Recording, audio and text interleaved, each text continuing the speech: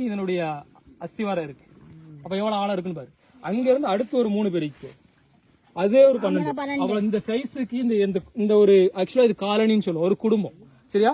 இந்த வீட்டுக்குள்ள இந்த வீடு எவ்வளவு சைஸ் நம்ம பாக்குறோமோ அதே மாதிரி 4 மடங்கு ஆழம் வரைக்கும் அதனுடைய வீட்டோட அஸ்திவாரம் கீழே இருக்கு. அதுக்கு அந்த இடத்துல இருந்து அடுத்து ஒரு 3 மடங்கு பெருக்கிக்கோங்க. அவ்வளவு தூரத்துக்கு இந்த இடத்துல இதனுடைய காலனி இருக்கு. குறைஞ்ச ஒரு 5 லட்சம் கரையான்கள் இதுக்குள்ள இருக்கு. சரியா?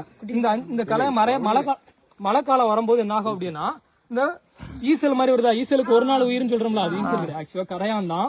தக்க முளைச்சு அது வாலிப வயசு வந்ததுக்கு அப்புறம் என்ன ஆகும்னா, மழை காலத்துல உள்ள என் கூட்டுக்குள்ள என் வீட்டுக்குள்ள இடம் இல்லைன்னு முடிவானதுக்கு அப்புறம் என்ன செய்யும், அடுத்த சந்தைகளுக்கு இடம் விட்டுட்டு அவங்க பறந்து புதிய இடத்துக்கு போவாங்க. போகும்போதுதான் நிறைய உயிர்களுக்கு அது உணவாகவும் மாறுது. சில தப்பிச்சு இறக்க விழுந்ததுக்கு அப்புறம் அடுத்து ஒரு இடத்தை தேடி பிடிச்சு அதுக்கான கூட கட்டுது.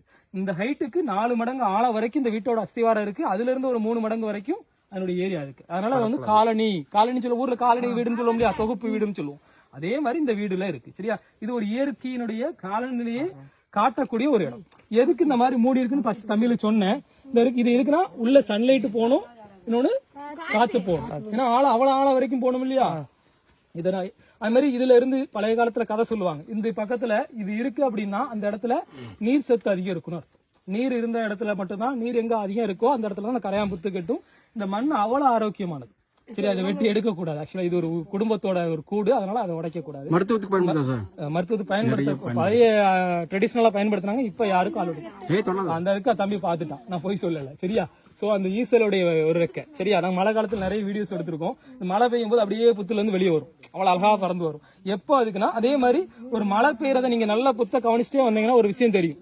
அந்த வருஷம் மழை பெய்ய போகுது, அதிகம் மழை பெய்ய போகுதுன்னா அதனுடைய வாய் என்ன செஞ்சிடும், மூடிடும். இந்த இருக்கு இல்லையா, இந்த மூடி வச்சிருக்கா வெளியே தெரியாம, இந்த மேல ஓப்பன் இல்லாம இப்படி மூடி வச்சுட்டா, தொப்பி மாதிரி மூடி வச்சுட்டா, அப்ப மழை அதிகம் வரப்போகுது, கூட்டுக்குள்ள அல்லது இந்த குழிக்குள்ள தண்ணி அதிகம் போகக்கூடாதுங்க மாறும். அது மாதிரி சில இடத்துல சில டைம் பாத்தீங்கன்னா நல்லா மூடிடும். அந்த பாதை வந்து ரொம்ப சிறுசு நேரத்துக்கு இருவாச்சி பிறகு சொன்னோம் இல்லையா, அதே மாதிரி ரொம்ப மூடிடும். மூடிட்டுனா என்ன அர்த்தம்னா அந்த வருஷம் மழை அதிகம் வரப்போகுதுன்னு அர்த்தம். இதே மாதிரி தூக்கணாங்குருவி கூடு பாத்தீங்கன்னா வடகிழக்கு பருவமழையில தெற்க பார்த்து